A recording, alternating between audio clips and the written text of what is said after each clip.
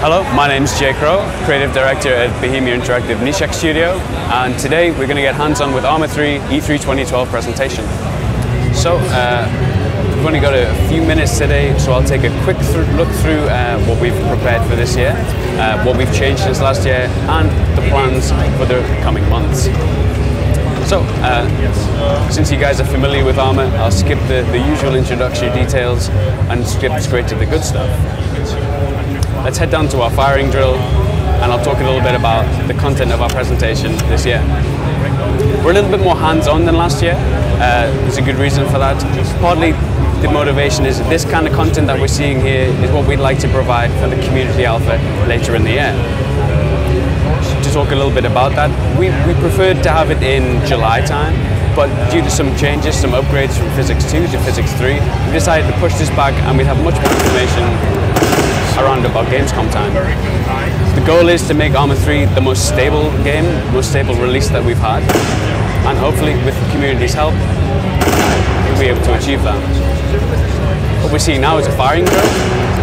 This is a great little activity just for validating animations, for testing weapons, making sure the sounds all work nicely. And it's a nice little challenge too. Okay, so let's jump into the presentation proper now and see some of our standout new features.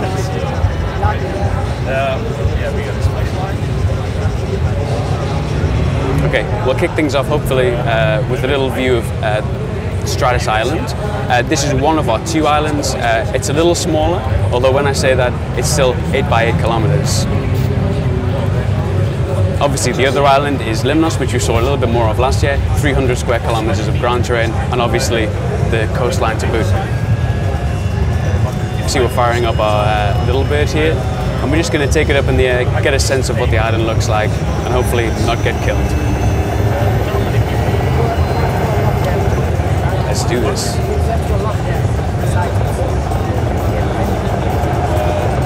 So again, the lighting, the volumetric clouds, it's looking a lot better. Obviously, Take on Helicopters last year helped us add a lot of these nice new features, and we're happy with the progress we're making so far. We can maybe switch to some of our rockets.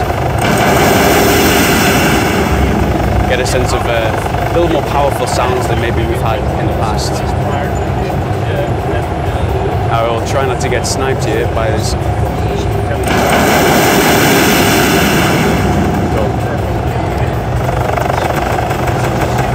So Stratus is going to be a big part of the start of our campaign.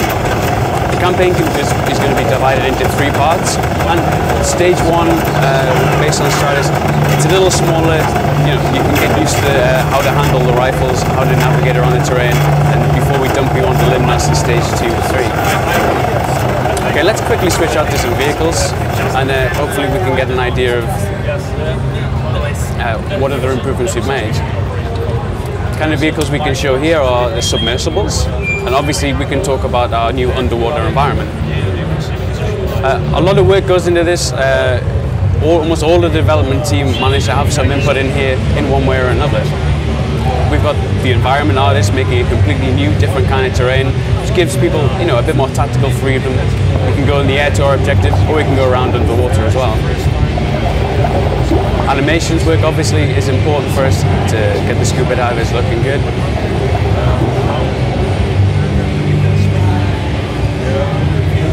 We see a little bit of the rendered texture displays here as we pop into the submarine itself. Classic fish. Okay. Now, hopefully I'm not going to crash into this rock barrier here, but we can talk about the kind of gameplay challenges that this offers us. Here we're using a submarine to get around a little bit, and we'll pop out, take down a couple of our divers. I think it's worth mentioning that we can't take any old weapon underwater.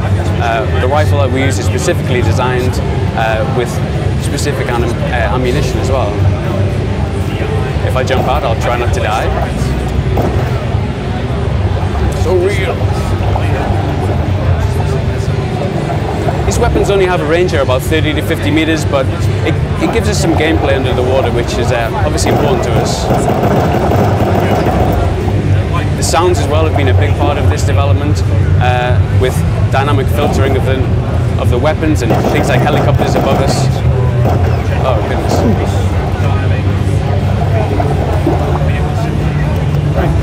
And the kind of gameplay that we can imagine here particularly is disarming the mines, making way for maybe a beachhead invasion or something like that. Okay, let's jump out of this one right now and take a look at a different aspect of ARMA, the vehicles, the new physics-supported driving model, and maybe throw some grenades downrange as well to try and show off some ragdoll.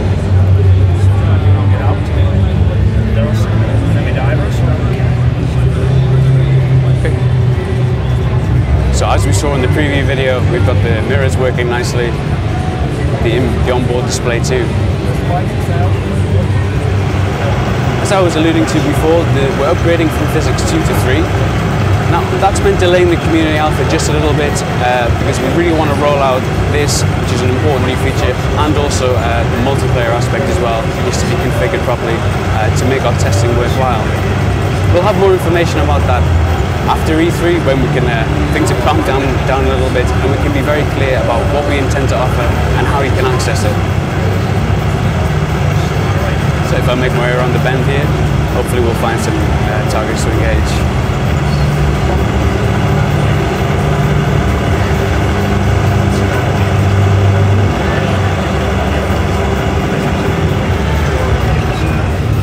Wow, this is convenient.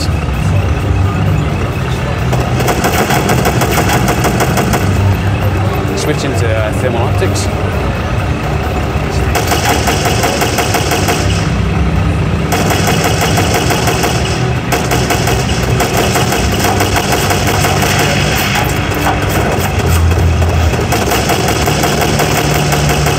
Thermal optics added with Operation Arrowhead, but we hope maybe some people that missed that will be able to enjoy the quite advanced rendering that we have here, taken from our military simulation PBS.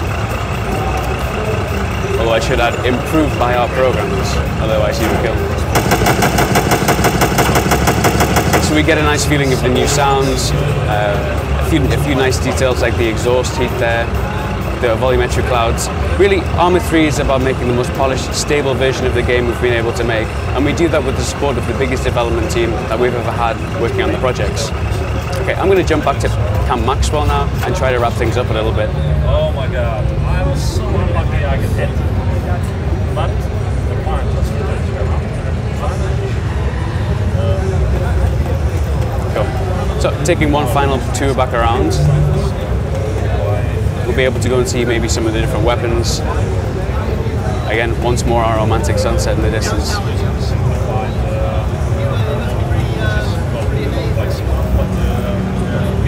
Again, we talk about ARMA in terms of its freedom, lots of different weapons, vehicles, helicopters, scuba divers, but this time there's a real focus on the quality of the objects. Each weapon has a lot of work involved with it, sounds, animations, configuration. Perhaps it's worth just quickly showing the different kind of things we can do with that. We can take off our sight if we want. If we had a laser or flashlight, we can attach it here as well. Down here we've got our capacity, and this relates to fatigue. The more we encumber ourselves with gear and equipment, the more fatigue we have, and the less accurate we'll be able to be when we're running around, the less distance we'll be able to run too.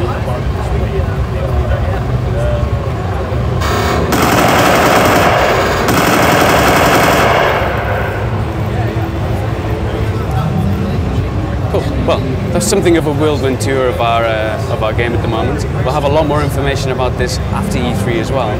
Keep an eye on our website, arma3.com, and of course our regular social channels, Twitter, Facebook and YouTube. Okay, thank you very much guys.